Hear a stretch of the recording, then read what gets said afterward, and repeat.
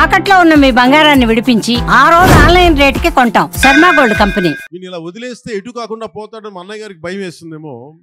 ఒక రోజున సత్యానంద్ గారిని పిలిపించి, ఆయన మంచుపల్లికి సినిమాలో ఆయన ఒక అసిస్టెంట్ డైరెక్టర్గా పనిచేస్తారంట.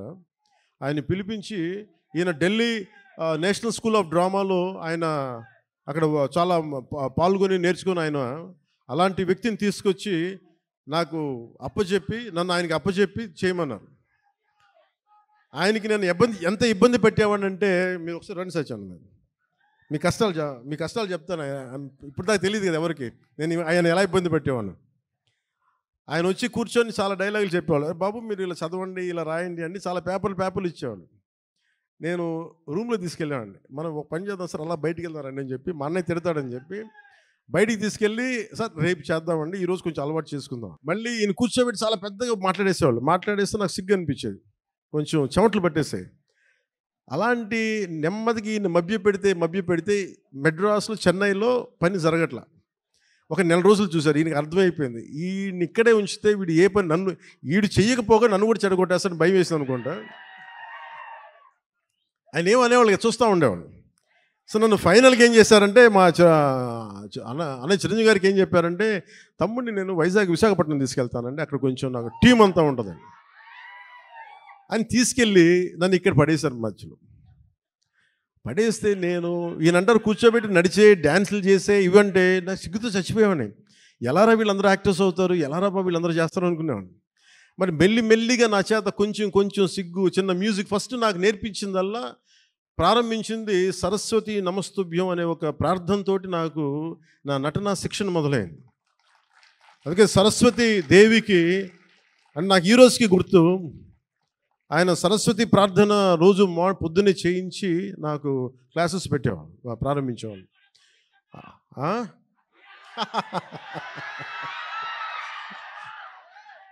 అలాగే ఆయన అలా స్టార్ట్ చేసి నాకు ముందు ఆటపాట అని చెప్పారు, మన ఉత్తరాంధ్ర ఆటపాట. అవి నాకు చాలా ఇంట్రెస్ట్ వచ్చింది. మెల్లిగా ఆయన్ని చిన్న ఏమంటుంది, పాముని ఏమంటుందని ఒక వైల్డ్ యానిమల్ని ట్రైన్ చేస్తారు చూసారా, అలా కొద్దిగా టేమ్ చేసి ట్రైన్ చేసి ఒక 2 అక్కడ దాకా తీసుకొచ్చాను నన్ను. అంటే నోట్లో నుంచి ఒక వాక్యం, అమ్మ ఇట్రా నాన్న నేను బయటికి వెళ్తున్నాను చెప్పడానికి కూడా నేను తటపాయించే నా వ్యక్తిత్వానికి ఒక 1.5 hour ఒక స్ట్రీట్ ప్లే చేయించిన అంత బై ద ఎండ్ ఆఫ్ 2 నెలల్లో. సో నన్ను అంత ట్రైన్ చేసి నేను నేర్చుకున్నది ఏంటంటే, నటన నేర్చుకోలేదు ఈయన దగ్గర, ధైర్యాన్ని నేర్చుకున్నాను ఈయన దగ్గర. నీకు ఏదైనా ఒక అభిప్రాయం ఉన్నప్పుడు నిర్భయంగా చెప్పడం చేసుకో, ఏమవుతావు, మహా అయితే ఫెయిల్ అవుతావు, ఏమవుతుందని. నాకు ఎందుకు ఆయన పాదాలకి ఈరోజు ఎప్పుడు నాకు అనిపించిన, ఎందుకు ఇష్టం అని నమస్కారం పెడతానంటే, నాకు ధైర్యాన్ని నాకు పరిచయం చేసిన వ్యక్తి ఆయన. అంటే నీకు అభిప్రాయాలు 100 ఉండొచ్చు, లోపల భావాలు 1,00,000 ఉండొచ్చు, కానీ వాటి మీద నువ్వు ముందుకొచ్చి దాన్ని యాక్ట్ చేయకపోతే ఏం అవ్వదు అనేది నాకు ఆయన నోటితో చెప్పాల, ఆ ట్రైనింగ్ ద్వారా చెప్పారు.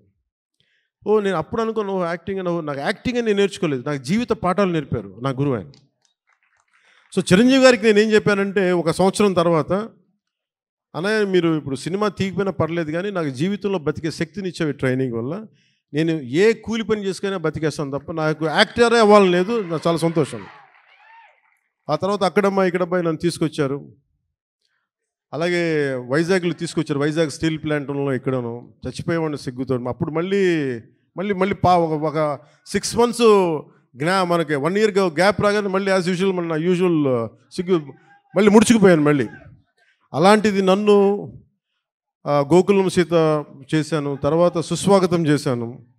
నాకు ప్రత్యేకించి విశాఖపట్నానికి ప్రత్యేక అనుభవం ఏంటంటే, నాకు భీమిలిలో మాకు తెలిసిన వాళ్ళకి ఒక గెస్ట్ హౌస్ ఉండేది, నన్ను అక్కడ ట్రైనింగ్ చేసేవారు వీళ్ళందరూ. సో నాకు అందుకు భీమిలి కానీ మన ప్రాంతాలు కానీ మన సర్క్యూట్ గెస్ట్ హౌస్ మనం ప్రాక్టీస్ చేసేదాన్ని. ఒక సంగం శరత్ ఓనర్స్ గెస్ట్ హౌస్ ఒకటి ఉండే, అక్కడే మ్యాక్సిమం ట్రైనింగ్ క్లాసెస్ అని సాయంత్రాలు పూట, మార్నింగ్ ఏమో భీమిలి, సాయంత్రాలు సంగం శరత్. ఇప్పుడు ఇవన్నీ చెప్పాను అనుకోండి, ఈ పవన్ కళ్యాణ్ ఏ ఊరు వెళ్ళినా కనిగిరి వెళ్తే కనిగిరిలో పెరిగానంటాడు, వైజాగ్ వస్తే వైజాగ్లో పెరిగానంటాడు. కానీ నేనేం చేస్తాను, అందుకే నా పేరు పవనం, నేను తిరుగుతూ ఉంటాను, వెళ్తూ ఉంటాను. మనం పవనాలు అయితే అవి కూపస్తా మండూకాలు ఇలాగే మాట్లాడతారు, బావిలో కప్పలు.